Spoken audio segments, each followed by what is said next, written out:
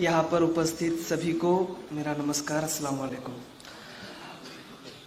2-3 दिनों से मैं एक्चुअली बाहर हूँ, मुंबई, फिर सोलापुर, फिर बीड़ और फिर बीड़ से घर। नींद नहीं हो पा रही है, ठीक से खाना नहीं मिल रहा है। ऐसा लगा था कि रिजल्ट के बाद ज़िंदगी चेंज हो जाएगी, वो चेंज हो चुकी है, लेकिन उस नज़रिए से नहीं। मेरा रिज़ल्ट आया उस दिन मैं बहुत खुश था। 9-10 मई के बीच में रिज़ल्ट लगेगा ऐसा चल रहा था, क्योंकि ये एग्ज़ाम ऐसी होती है कि इसमें रिज़ल्ट कब लगेगा ऐसी कोई डेट नहीं दी जाती, अचानक बॉम्ब गिर जाता है और 9-10 तारीख को बॉम्ब गिर सकता है ऐसा बताया जा रहा था।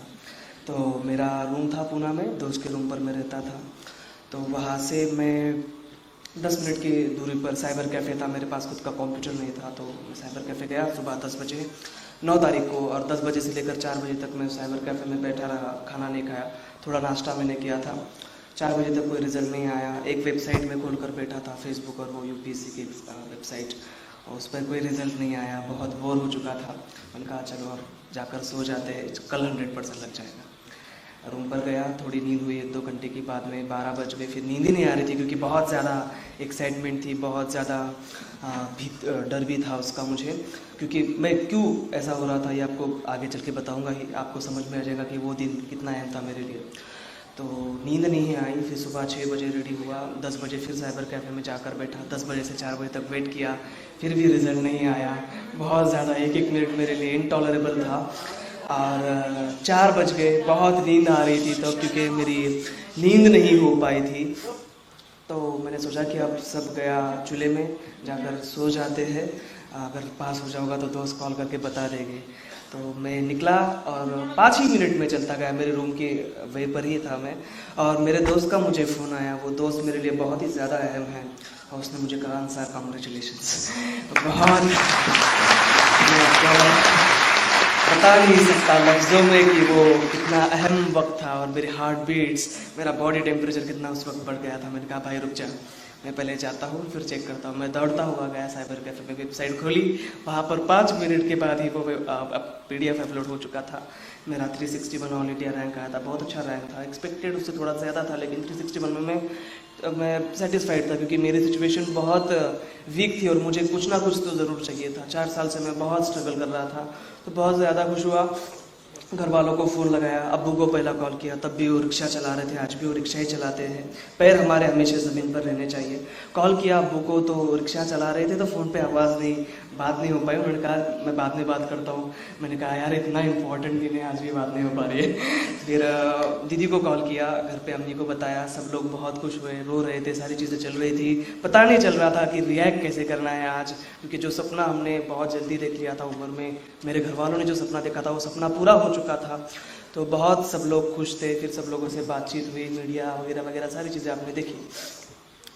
2012 के बाद 2012-13 में एक छुट्टियाँ चल रही थी BA की, मेरी फर्स्ट ईयर की, और मुझे किताबें खरीदनी थी, और किताबें खरीदने के लिए मेरे पास पैसे नहीं थे।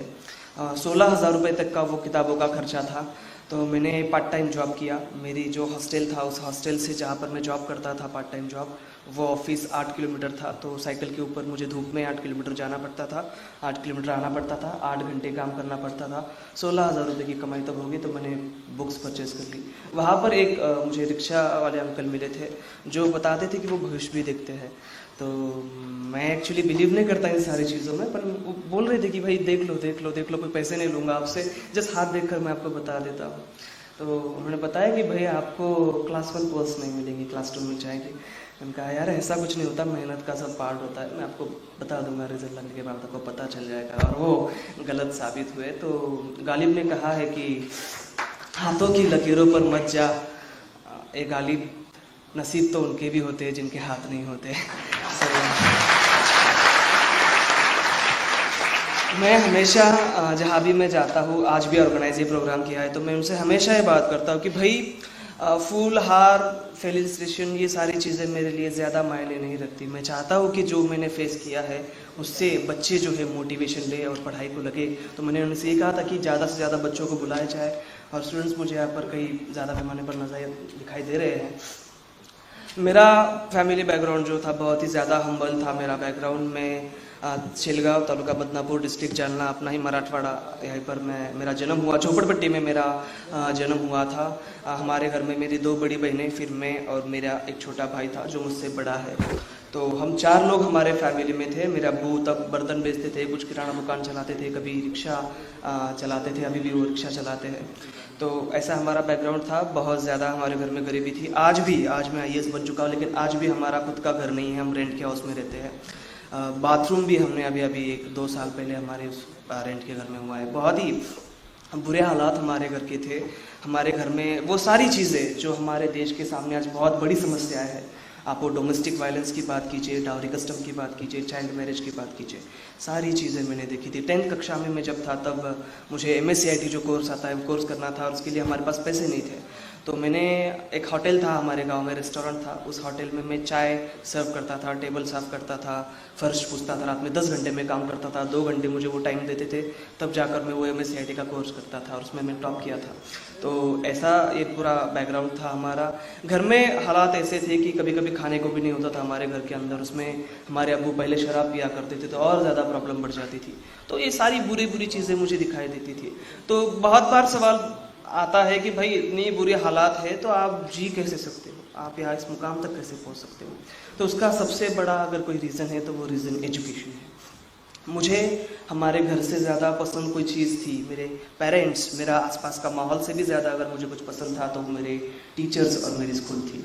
क्योंकि बचपन से ही जिसे होशियार स्टूडेंट माना जाता है कि भाई ये बच्चा टीचर्स के साथ अच्छे रिलेशन रखता है, टीचर से बातचीत करता है, क्लास में सवाल पूछता है, जवाब देता है, तो वो स्टूडेंट्स टीचर्स को बहुत ज़्यादा पसंद आते हैं। तो उनसे मेरा बहुत कॉन्फिडेंस बढ़ता था। मुझे रिस्पेक्ट कभी मिली नहीं हमारे सोसाइटी में, हमारे घर में, आसपास के माहौल में, लेकिन स्कूल में बहुत रिस्पेक्ट मिलती थी। 6ठी कक्षा में मैं जब था, मुझे आज भी याद है कि जब मैं 6ठी कक्षा में था तब पूरी स्कूल मुझे पहचानती थी। 10वीं कक्षा के बच्चे, इतना फेमस मैं हमारे स्कूल में हुआ करता था। मुझे किताबों से बहुत ज़्यादा लगाव था, पढ़ना बहुत पसंद था मुझे, तो उसकी मैं पढ़ाई किया करता था। मुझे इलॉक्यूशन जो वक्तृत्व स्पर्धाएँ होती है कि जिसमें स्पीच देना होता है, तो मेरा वो स्किल था, तो उसमें मुझे प्राइजेस मिलते थे। फिर उतने 100-200 रुपये मुझे मिल जाते थे, तो वो मेरा खर्चा उस पर निकल जाता था। स्कूल में बहुत अच्छे टीचर मुझे मिले। एक जो मुस्लिम कम्युनिटी के बारे में मैंने खुद एक्सपीरियंस किया है कि आपको है ना दूसरी कम्युनिटी क्या या फिर सिस्टम या सोसाइटी पीछे नहीं खींच रही है आपको, आप खुद पीछे खींच रहे हैं, आपका माइंड सेट पीछे खींच रहा है। क्योंकि मेरे घर वाले जो हमारे रिश्तेदार थे, उन्होंने, मैं 4ठी कक्षा में था, होशियार हुआ करता था मैं, और मेरी पढ़ाई वहाँ पर बंद होने वाली थी। 4ठी पढ़ लिया, मैथ्स आ गया बहुत था, मुझे कुछ ना कुछ काम लगाने वाले थे। हमारे घर वाले रिश्तेदार जो थे वो बोल रहे थे कि ज़्यादा पढ़ाई करके क्या करना है, इसको कौन सी नौकरी मिलने वाली है। ये हर सवाल पूछा जाता है माइनॉरिटीज़ के बच्चों से, हमारे मुस्लिम कम्युनिटी के, और ये दूसरे नहीं पूछते, आपके घर वाले ही आपको ये सवाल पूछते हैं। अगर मेरी जैसी किसी की स्ट्रांग विल है तो वो आगे बढ़ सकता है, लेकिन हर एक के बारे में ऐसी बात नहीं होती। तो हमारे अब्बू गए TC निकालने के लिए 4ठी कक्षा से मेरी, तो वहाँ पर पडुलकर नाम के हमारे टीचर थे, जिन्हें मैं बहुत प्यार करता हूँ, आज भी मिले नहीं बहुत सालों से मुझे वो। उन्होंने कहा कि ये आपका बच्चा बहुत होशियार है और आप इसे आगे पढ़ाइए, आप इसे आगे पढ़ाएंगे तो ये पूरा आपका माहौल बदल के रख देगा। तो हमारे अब्बू जो पहले भी पढ़े लिखे नहीं थे, हमारी अम्मी जो अनपढ़ है, अब्बू भी अनपढ़ है, तो अनपढ़ लोगों की खासियत ये होती है कि जब कोई बड़ा आदमी उनसे कोई ऐसी बात कहता है तो वो ज़्यादा अडॉप्ट कर लेते हैं, उसको ज़्यादा कन्विंस हो जाते हैं। तो मेरे अब्बू ने कहा कि चलो ठीक है, इसे हम पढ़ाते हैं, इसके बारे में हमारे सर ने कहा है तो इसे पढ़ाना है, बड़ा ऑफिसर बनाना है। तो मैं ऐसे तरह से मेरी पढ़ाई शुरू हुई। इतनी बुरी हालात थी कि जो खिचड़ी वगैरह मिलता था हमारे वक्त, उसमें वो खिचड़ी में खाया करता था, घर पे खाना खाने का इसलिए अच्छा होता नहीं था। हमारे अम्मी के साथ एक हादसा हुआ, उसकी वजह से वो 1 साल तक मेंटल डिसऑर्डर उनको हुआ था, जिसे हमारी सोसाइटी में आज नेगेटिवली पागल कहा जाता है। 1 साल तक वो वैसे हालात थे। अब्बू ने 3 शादियाँ कर रखी थी, पहली बीवी, फिर हम, और फिर तीसरी शादी कर रखी थी। ऐसी पूरी ये चीज़ें चलती थी। स्कूल में जब मैं जाता था तो कभी कभी मेरी कपड़े फटे हुए थे, जो हमारा यूनिफॉर्म होता है ना जिला परिषद के स्कूल का, तो कभी कभी फटा हुआ होता था। और हमारे स्कूल इतनी अच्छी थी कि कितना भी होशियार बंदा हुआ, अगर वो रूल नहीं फॉलो करता तो बहुत पीटते थे। तो मैं पिटना नहीं चाहता था सबके सामने, तो मैं क्या करता था कि जब भी ऐसे मेरे कपड़े फटे हुए, सिलाने के लिए टाइम नहीं है, पैसे नहीं है, 10 बजे से 10:30 बजे तक परिपाठ चलता था, जिसमें राष्ट्रगीत, न्यूज़ बताते थे, स्टोरीज बताते थे, सुविचार बताते थे। वो होने के बाद में 10:30 बजे के बाद सब लोग अंदर चले जाते थे। तो वो सब अंदर जाने के बाद मैं छुपके से जाकर क्लास में बैठ जाता था। वो वाइट शर्ट पहना हुआ था, पैंट कौन से रंग की पहनी पता नहीं चलती थी किसी को। तो ऐसी ये पूरी हालात थी। एक दो इंसिडेंट से बता रहा था। मुझे चिकन बहुत पसंद है, लेकिन वो भी मुझे बहुत कम मिलता था। फिर हमारे स्कूल के जिला परिषद के स्कूल में खिचड़ी में कभी कभी कीड़े आ जाते थे, तो वो नॉनवेज हो जाता था एक किस्म का। तो इस तरह के ये पूरे हालात थे। 10th मेरा हुआ, मुझे साइंस मैथ बिल्कुल पसंद नहीं था। 10th में मैंने डिसाइड कर लिया कि मुझे बहुत बड़ा ऑफिसर बनना है, लेकिन बड़ा ऑफिसर क्या होता है ये मुझे पता नहीं था, क्या करना पड़ता है ये भी पता नहीं था। अवेयरनेस मराठवाड़ा में बहुत कम है, तो मुझे बड़ा ऑफिसर बनना था, इतना तब डिसाइड हो चुका था। 11th-12th मैंने साइंस आर्ट्स से किया। संस्कृत सब्जेक्ट था मेरा, पर म्यूजिक था, पॉलिटिकल साइंस था, साइकोलॉजी था। बाहर वाले कॉलेज जालना का बहुत फेमस है। 500 रुपये वहाँ पर बस 11वीं की फीस थी और 500 रुपये 12वीं की। तो हमारे घर वाले भी बहुत ज़्यादा खुश थे, क्योंकि फीस देने की ज़रूरत नहीं थी। तो मुझे साइंस मैथ वैसे भी पसंद नहीं था, तो मैं आर्ट्स मैंने लिया। बहुत ज़्यादा मैंने आर्ट्स की पढ़ाई की। वहाँ पर टीचर्स मैंने उन्होंने बताया कि भाई यूपीएससी क्या चीज़ होती है, तो उन्होंने पैटर्न बताया कि प्रीलिम, मेंस, इंटरव्यू, सिलेबस ये होता है, ऐसा पैटर्न होता है। बेसिक पता चल गया मुझे तब। लेकिन टीचर्स ने कहा कि भाई अंसार, आपके पास अभी ग्रेजुएशन के वक्त के 3 साल है, इसलिए आपका जो टाइम है अभी वो 11वीं 12वीं ऊपर फोकस कीजिए, पुनः आप जाइए बाद में 12वीं होने के बाद और वहाँ से तैयारी शुरू कीजिए। तो मैंने बस 11वीं 12वीं की बहुत दिल लगा के पढ़ाई की। 91% तब मुझे मार्क आए थे, बहुत ज़्यादा मार्क्स थे। संस्कृत में मुझे, जो मैंने सिर्फ 11th-12th में लिया था, उसमें 100 आउट ऑफ 100 मार्क्स थे। मैं हमेशा मार्क्स का जिक्र इसलिए करता हूँ कि मार्क्स आप कितने होशियार है ये नहीं दिखाते, मार्क्स आप कितने मेहनती हो, आप कितना हार्डवर्क करते हुए ज़रूर दिखाते हैं। तो 91% मार्क्स मुझे तब आए थे, तभी मुझे चश्मा लग चुका था और मैंने फिर डिसाइड किया कि अब मैं पुणे जाना चाहता हूँ। हमारे फैमिली का, मेरे जो ये सक्सेस है, सक्सेस के पीछे बहुत सारे लोगों का हाथ है। वो मेरे घर वाले, मेरा भाई, उसके बाद में मेरे दोस्त, मेरे टीचर्स और वेल विशर्स, इनका बहुत बड़ा रोल है। तो मेरे फैमिली का 2 बहुत अहम रोल रहे था। एक था वो फाइनेंशियल लेवल पर था कि भाई एक रिक्शा चला रहा है, उसको खुद खाने के लिए नहीं है, वो अपने बेटे को पेट काट कर पैसे भेज रहा है। मेरा भाई जो 6ठी कक्षा में ही स्कूल छोड़ चुका था, क्योंकि एक तो घर में पढ़ाई का माहौल नहीं था। मेरे घर वालों ने कभी मुझसे बैठकर कहा नहीं कि अंसार पढ़ाई करो, हमें ही करना पड़ता था। वैसे में मेरा भाई जो स्कूल में या तो मार कर आता था या मार के आता था लोगों को, तो वो नहीं पढ़ पाया आगे। तो वो हमारे मामा जी थे, 14 साल का वो तब था जब मैं 16 साल का था। उसने स्कूल छोड़ दी, उनके यहाँ पर वो ग्रोसरी शॉप था, तो वहाँ पर वो काम किया करता था। 2,500 शुरुआत में उसको पेमेंट मिलता था, अभी 6,000 उसको पेमेंट मिलता था। तो वो जो उसका पेमेंट था 6,000 रुपये, वो डायरेक्टली वो मेरे अकाउंट के ऊपर भेज देता था। 1 रुपया वो खुद के लिए नहीं रखता था। इसलिए मैंने जैसा कहा कि मेरा एक छोटा भाई है जो मुझसे बड़ा है, उसका रीज़न ये है। तो इनका बहुत बड़ा रोल रहा है। तो फाइनेंशियल लेवल पर मेरे फैमिली ने बहुत सेक्रीफाइस किया है, इमोशनल लेवल पर सेक्रीफाइस किया है। हमारे जनरेशन का मैं अकेला ग्रेजुएट हूँ। पुणे जैसे शहर में, जहाँ मेरा कोई पहचान का नहीं, कोई दोस्त नहीं, कोई रिलेटिव नहीं, वहाँ अपने एक बच्चे को भेज देना, अकेले भेज देना, वहाँ पर कैसा रहेगा, कैसे खाएगा, कैसे लोग उसे मिलेंगे, किस तरह से वो रह पाएगा, ये डर होते हुए भी उन्होंने हिम्मत दिखाई, मुझे वहाँ भेजा। 4 साल में 4 ईद हुई, रमज़ान ईद, उन 4 में से बस मैं 2 ही रमज़ान ईद को हमारे घर आ पाया। तो आप समझ सकते हो कि क्या इमोशनल सेक्रीफाइस मेरे पेरेंट्स ने मेरे लिए किया है।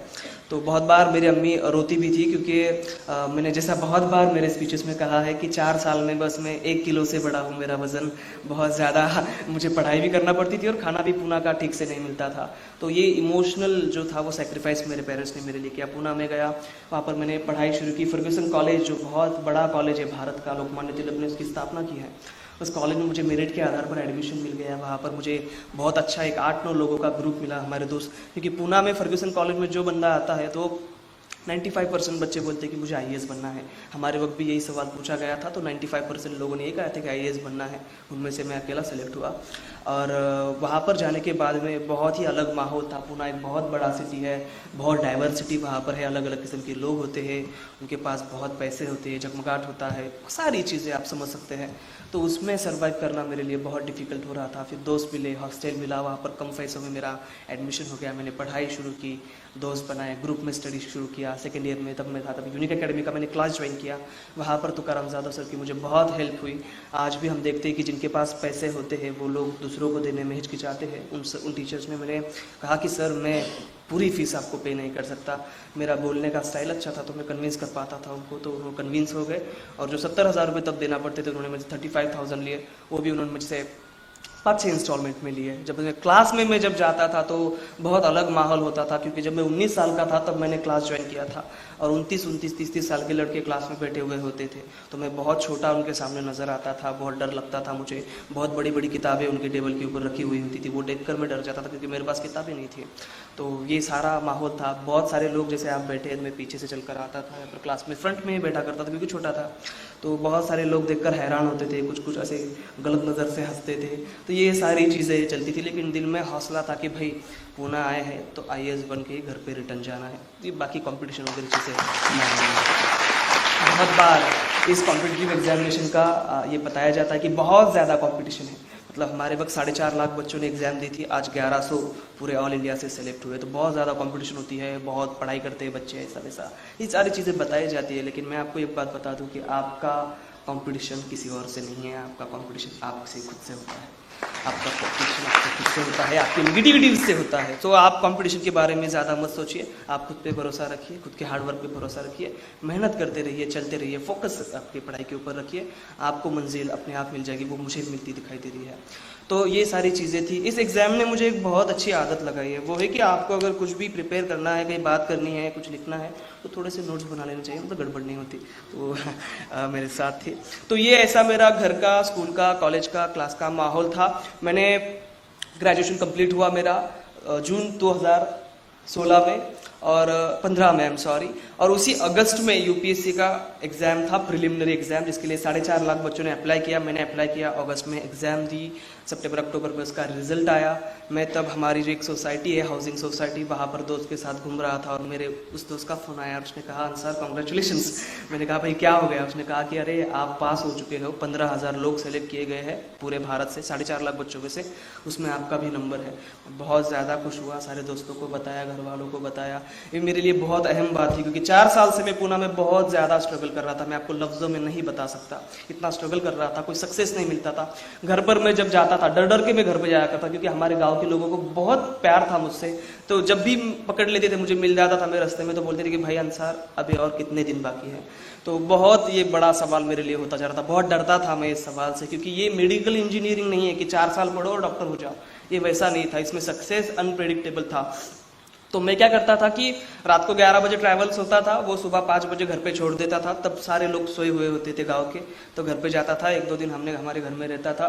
फिर 1-2 दिन रहने के बाद मैं रात को फिर 11 बजे जालना से ट्रैवल्स होता था, तब भी सारे लोग गाँव के सोए हुए होते थे और फिर मैं निकल जाता था।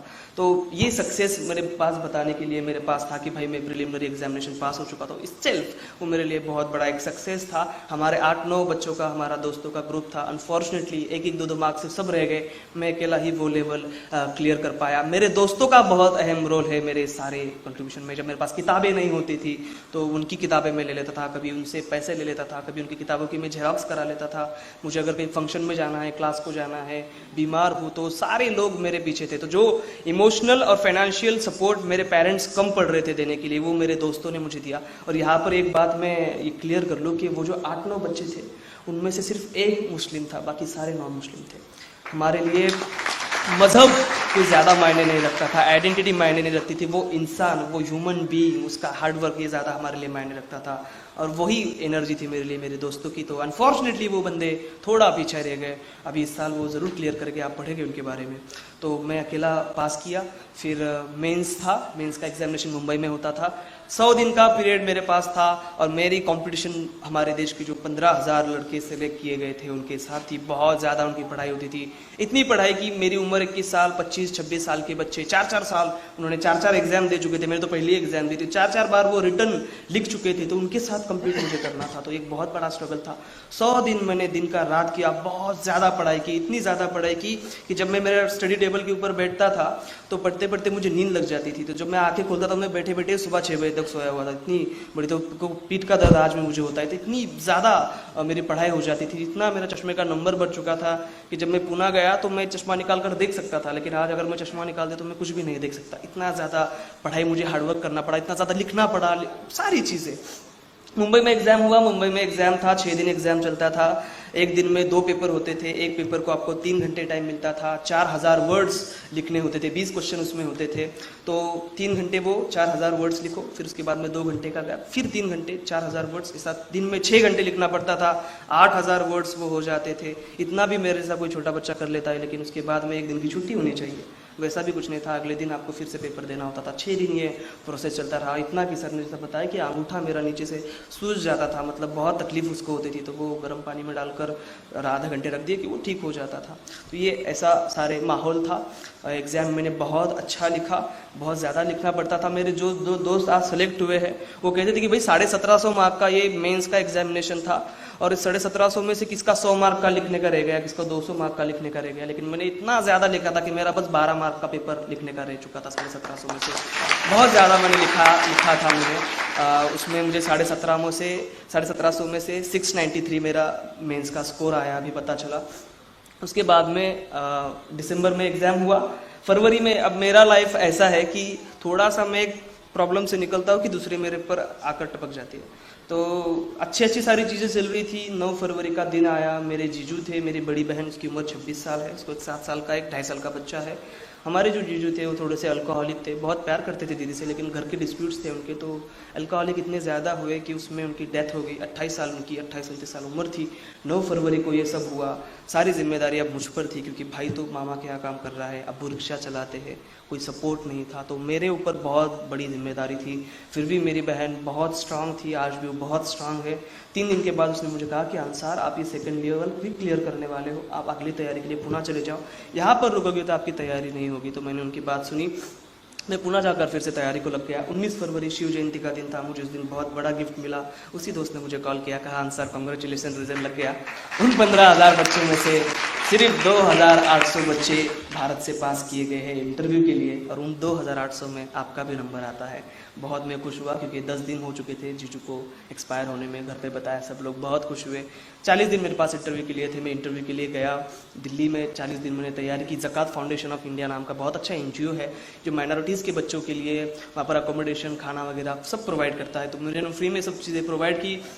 मेरे मॉक इंटरव्यू कराए, बहुत अच्छा माहौल था। इंटरव्यू के दिन में गया, बहुत बार मुस्लिम कम्युनिटी के सामने ये सवाल अपने ही लोग करते हैं, मतलब कुछ बोलने को नहीं हुआ तो कुछ भी मतलब दिल से लगा देना, ऐसा ही सारी चीज़ें होती कि भाई आप जब इंटरव्यू में जाते हो तो बायस होते, वो लोग आपको कम मार्क्स देते।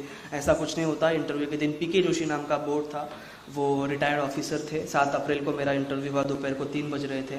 मैं इंटरव्यू के हॉल में गया, सब लोग बहुत खुश हुए मेरी तरफ देखकर। सूट वगैरह मैंने पहना था, लेकिन मैं बहुत छोटा लग रहा था। उन्होंने पहला सवाल पूछा कि भैया आपकी उम्र कितनी है। मैंने कहा सर 21 साल। तो वो 21 साल में आप यहाँ तक कैसे आ गए। मैंने कहा सर बस आ गया, मेहनत की और आ गया। बहुत खुश वो लोग हुए। इंटरव्यू मेरा 28-29 मिनट चला, और जो सवाल आप लोगों ने पढ़ा होगा पेपर में कि मुझसे पूछा गया, ऐसे अपने माँ बाप की उम्र के वो लोग होते 60-65 के, ऐसे ही गप्पा चल रहा था। तो उन्होंने पूछा कि अंसार आप शिया हो या सुन्नी हो। मैंने कहा सर मैं इंडियन मुस्लिम हूँ, बाकी की चीज़ों पर मेरा तो एक ओबीसी, एक मुस्लिम, इससे भी ज़्यादा मैं अहमियत देता हूँ एक इंडियन होने पर अपने। तो ये सवाल का जवाब उन्हें बहुत पसंद आया। बहुत अच्छा मेरा इंटरव्यू हुआ, हंसी मजाक हुए, गप्पे हुए सब। मुझे बिल्कुल उन्होंने एक भी ये सब मुश्किल सवाल नहीं पूछा, क्योंकि बहुत बार आप सर तो एक्सपीरियंस्ड है कि बहुत ज़्यादा कभी कभी मुश्किल वाला इंटरव्यू होता है, इतना कि कुछ बच्चे इंटरव्यू हॉल में से आने के बाद में रोने लग जाते हैं। तो मेरे साथ ऐसा कुछ नहीं हुआ, बहुत अच्छे लोग थे। देव मानुस से मराठी में कहते हैं, वैसे लोग थे। उन लोगों ने मुझे इंटरव्यू में 275 में से 199 मार्क्स दिए, जो बहुत ज़्यादा मार्क्स है। अगर आप फील्ड में हो तो आपको पता चलेगा कि 199 मार्क्स दिए 275 में से। 209 वाला कोई टॉपर है जो देश में फर्स्ट आई है 3 हज़ावी, इसका भी बहुत स्ट्रगल रहा है। उसको 195 मार्क्स थे, मुझे 199 मार्क्स इन लोगों ने दिए। कोई बायस नहीं होते ये लोग सिर्फ आपकी सोच देखते हैं कि आपकी सोच क्या रखते हैं, आप किस मज़हब से आते हो, ये चीज़ें उनके लिए मायने नहीं रखती। इंटरव्यू हुआ, फिर मैंने आपको रिजल्ट कैसे लगा ये सारी चीज़ें बताई। बहुत खुशी का माहौल था, बहुत ज़्यादा मेरा स्ट्रगल हुआ। और रिजल्ट लगने के बाद मैंने डिसाइड किया कि भाई ठीक है, मेरे हेल्थ के ऊपर थोड़ा इफेक्ट होगा, थोड़ा सा हेक्टिक होगा। मेरे भी आप आंखें देख रहे थे थोड़ी सी लाल हो चुकी है, खाना ठीक से नहीं हो रहा है, टाइम पर नींद नहीं हो रही। लेकिन मैंने डिसाइड किया था कि मैं ज़्यादा से ज़्यादा अपने मराठवाड़ा के लोगों तक जाऊँगा, फिर किसी भी कम्युनिटी के बच्चे हो उन तक जाकर ये मैसेज दूंगा कि भाई देखिए, अगर मैं हो सकता हूँ तो कोई भी हो सकता है। जो स्ट्रगल मैंने किया है, अगर वो स्ट्रगल आप करते हैं, आप अगर वो मेहनत लेते हैं, आप अगर हमारे देश की कॉन्स्टिट्यूशन के ऊपर और अगर हमारे सिस्टम के ऊपर विश्वास रखते हैं, जो प्रियम्बल हमारी है वो प्रियम्बल अगर आप जीते हैं, स्वतंत्र, समता, न्याय, बंधुता, एकता, ये सारे जो वैल्यूज़ है, अगर वो वैल्यूज़ आप रखते हैं, हार्डवर्क आप रखते हैं, फोकस आपका है, डेडिकेशन है, भक्ति जिसे कहते हैं, पढ़ाई, वो अगर आप करते हैं तो आपको आपका मजहब, आपकी कास्ट, कोई भी आइडेंटिटी, आपका जेंडर, जो महिलाएं हैं, वो आपको नहीं रोक सकता। तो ये सारी ऐसी चीज़ें थी। अब जाते जाते 2-3 मैसेजेस मैं आप लोगों के लिए देना चाहता हूँ। मुझे लगता है कि मेरे बारे में इतनी चीज़ें बहुत हो गई, मैंने जो बताया आपको। दुनिया की कोई भी एग्ज़ाम पास करना इम्पॉसिबल नहीं होता।